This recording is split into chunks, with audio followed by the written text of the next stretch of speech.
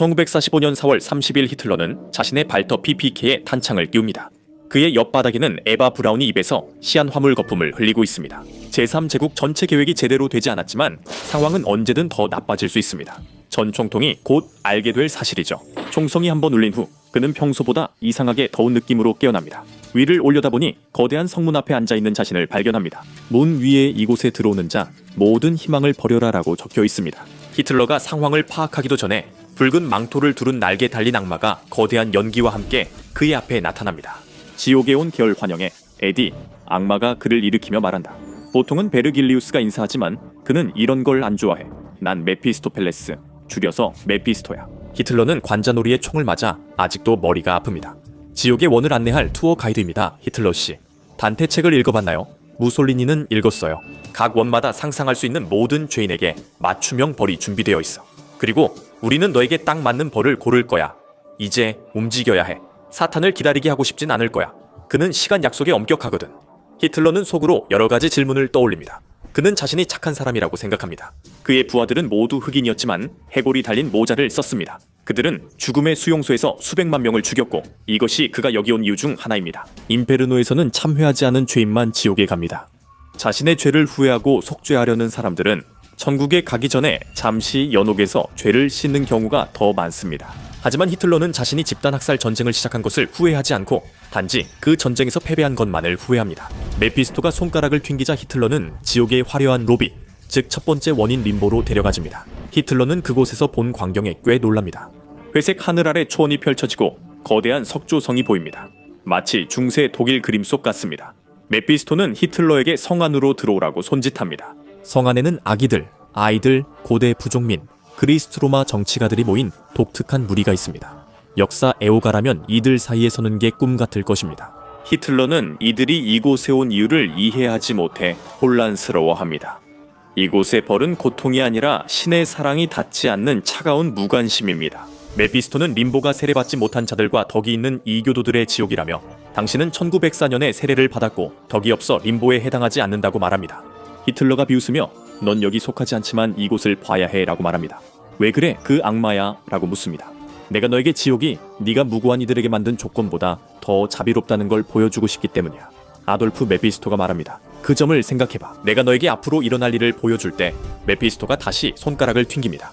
이제 그들은 두 번째 원인, 욕정의 새로운 장소에 있습니다. 이전 원의 안락함은 전혀 없습니다. 이곳은 거대하고 날카로운 바위로 가득한 어두운 동굴입니다. 거대한 돌풍이 히틀러를 발밑에서 휩쓸며 허리케인에 빨려 들어가는 듯합니다. 히틀러는 공중으로 떠오르며 끝이 없어 보이는 동굴 안을 이리저리 내던져지면서 비명을 지릅니다. 메피스토가 날개를 퍼덕이며 그를 따라가자 히틀러는 바람 소리에 맞서 소리칩니다. 무슨 일이 일어난 거지? 메피스토가 말합니다. 주위를 봐, 히틀러. 여기가 욕정의 원이야. 살아있을 때 바람 피우고 싶었지. 여기선 영원히 바람에 휩쓸리는 거야. 히틀러는 사람들이 속옷 차림으로 폭풍에 갇힌 걸 알아차립니다. 그런데 그 중엔 아는 사람도 있습니다. 히틀러는 데를레방어 감옥여단의 지도자 오스카르 데를레방어를 발견합니다. 그는 무고한 사람들을 성적 놀이개로 삼았고 당신이 죽고 몇 달 후에 죽었습니다. 메피스토는 폴란드 경비병들이 그를 재미있어 했다고 말합니다. 여기서 익숙한 얼굴을 또 보게 될 거라고도 합니다. 히틀러가 왜 자신이 여기 있는지 묻자 메피스토는 자신이 성적 타락자들을 범죄자로 만들었다고 말하며 고개를 젓습니다. 아니 너는 동성애자들을 범죄자로 만들었지.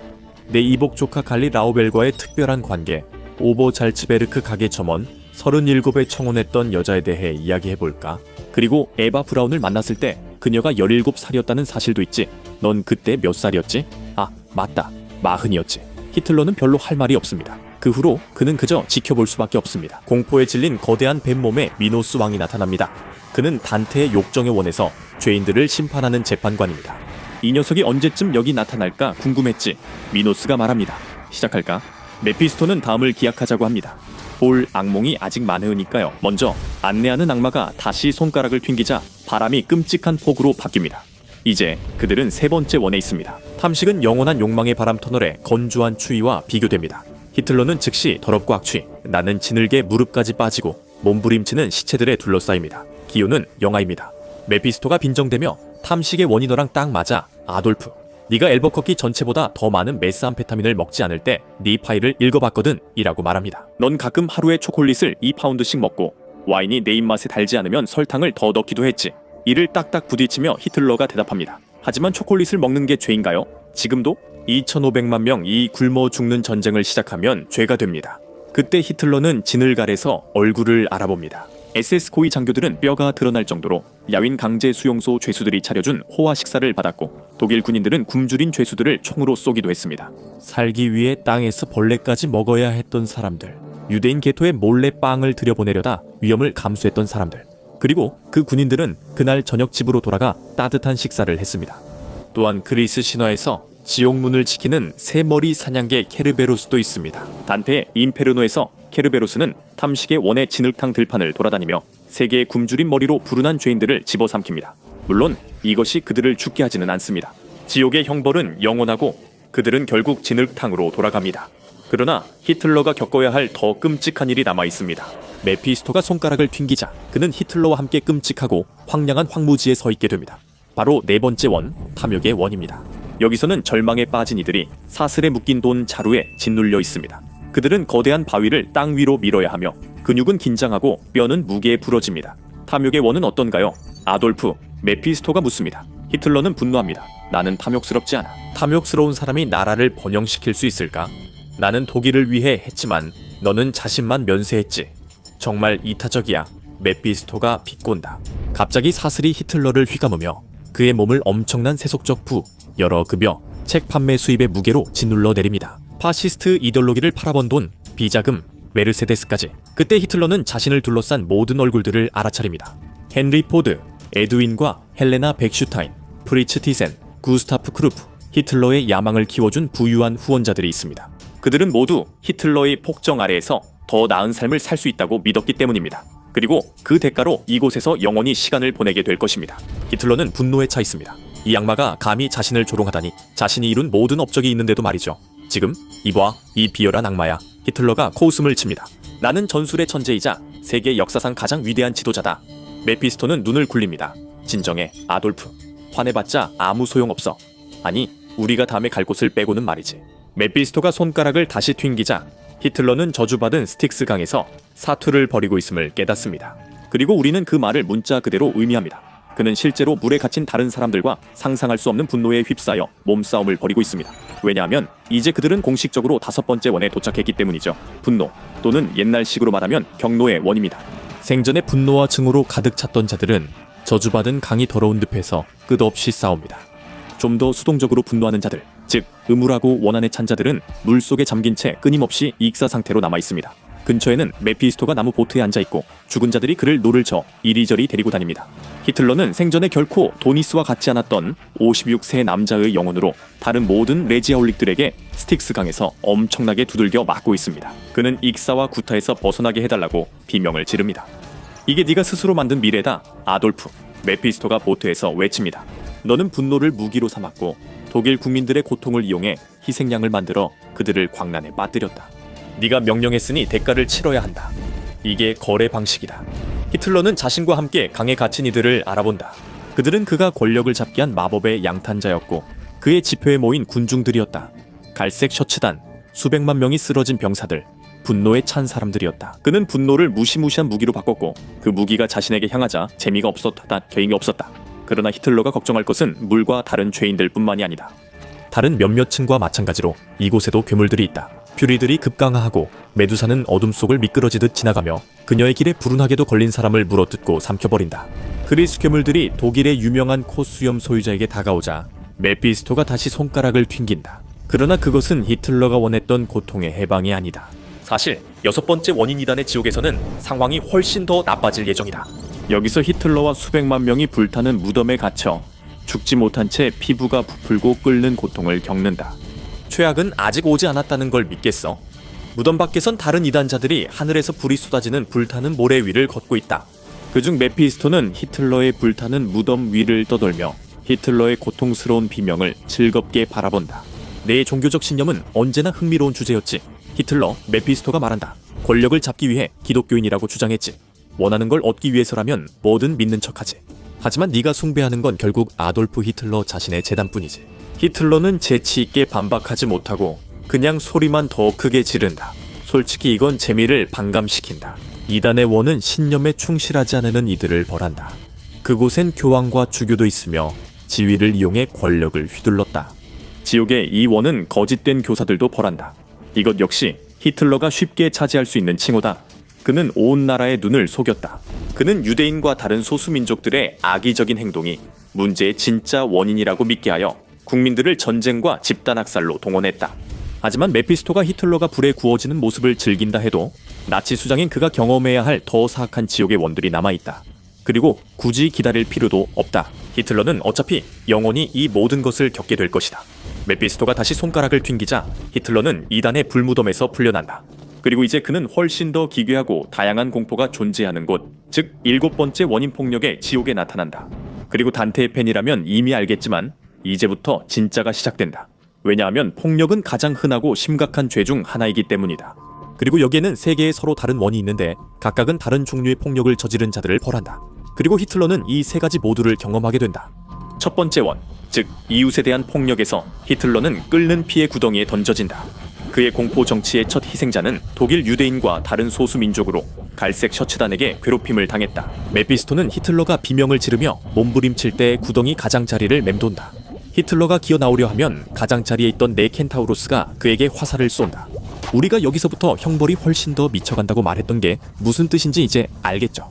두 번째 구역 자신에 대한 폭력에는 히틀러가 마지막 행동으로 이곳에 자리하게 되며 그는 끝없는 고통 속에서 뒤틀린 낡은 나무로 변한다.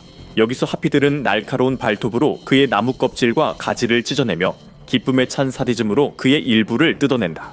그리고 세 번째 구역, 즉 신과 예술, 자연에 대한 폭력의 구역에서는 전직 피로에게 상황이 전혀 나아지지 않는다. 그는 불이 하늘에서 쏟아지는 끝없는 사막을 다시 경험하고 있다. 이는 그와 정권이 조직적으로 학살한 수백만 명에게 사용한 임시 화장터의 불길과 같다. 물론 그는 폭력의 구역 전체에서 수천 명의 익숙한 얼굴을 봤다.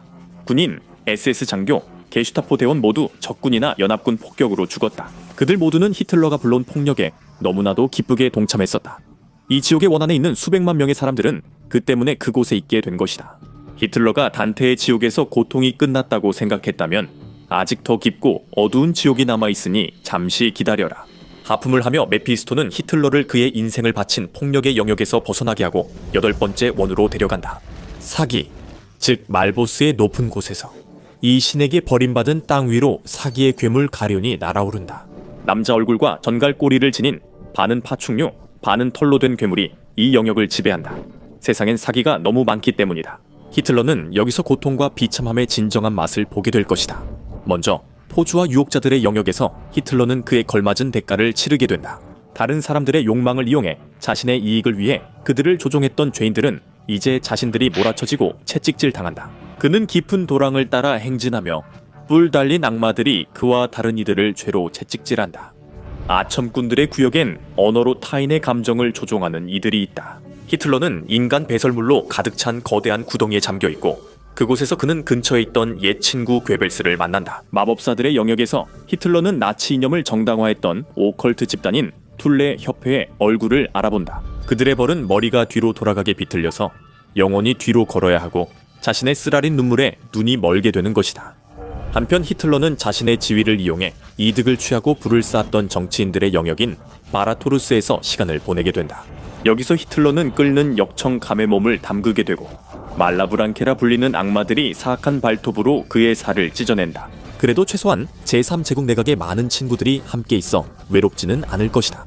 그리고 위선자들의 영역에서는 몸에 단단히 용접된 나부로 만든 로브를 입도록 강요받는다.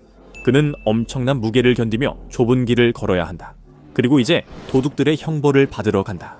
여기 수용소에서 죄수들의 소지품을 빼앗았던 다른 모든 SS 장교들과 함께 독이 있는 도마뱀과 뱀들이 끝없이 그들을 공격한다. 그리고 물론 실제로 세계 대전을 일으킨 죄도 있다. 이로 인해 히틀러는 역사상 불화를 일으킨 인물들과 나란히 하게 된다.